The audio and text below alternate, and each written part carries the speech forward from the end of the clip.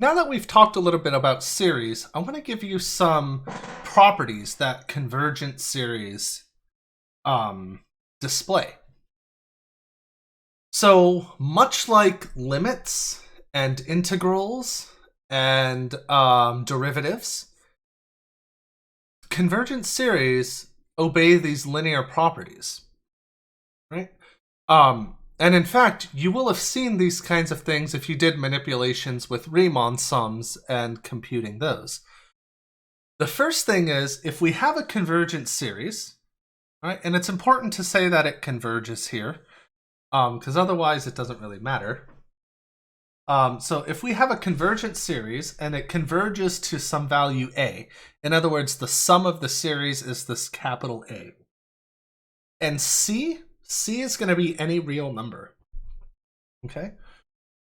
Then the series given by multiplying every single term of the series by C is basically what I can do is I can factor this constant C out of the infinite series. Right? I really want to emphasize here, all of these series are meant to be infinite. The ones you would have dealt with before with the Riemann sums were all finite series, right?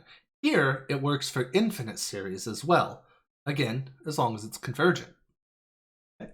So we can factor the constant out, and in other words, the sum of the series, of the new series here, is just going to be that constant C times the sum of the old one. Right? And again, this is just glorified factoring out a constant from every term. Okay?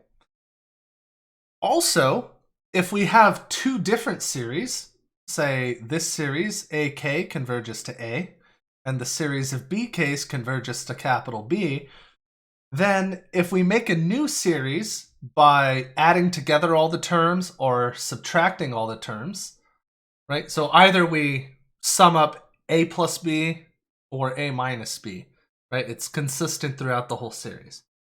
Then, well, I can split that up, right? In other words, it's kind of like commutative, associative. I can add them up however I want, right? So I can group all the AK stuff together and group all the BK stuff together and then add or subtract those, right?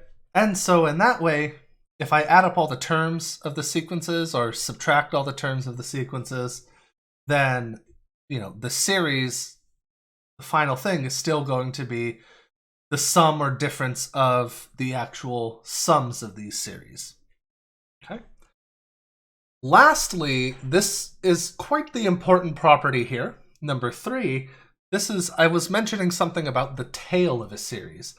This is what this means here. Right?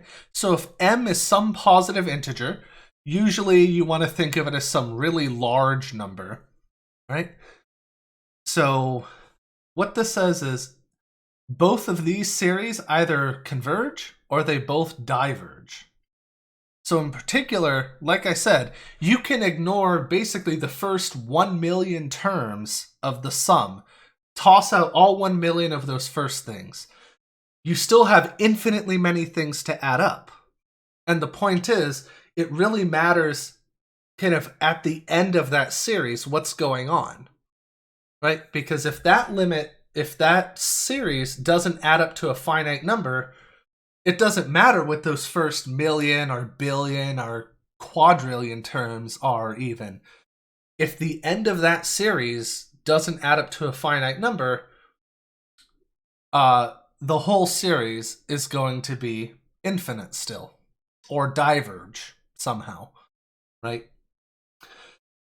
So keep that in mind, right? Because even if we throw out the first, quintillion terms, right? Get rid of all of them. There's still infinitely many things to be added.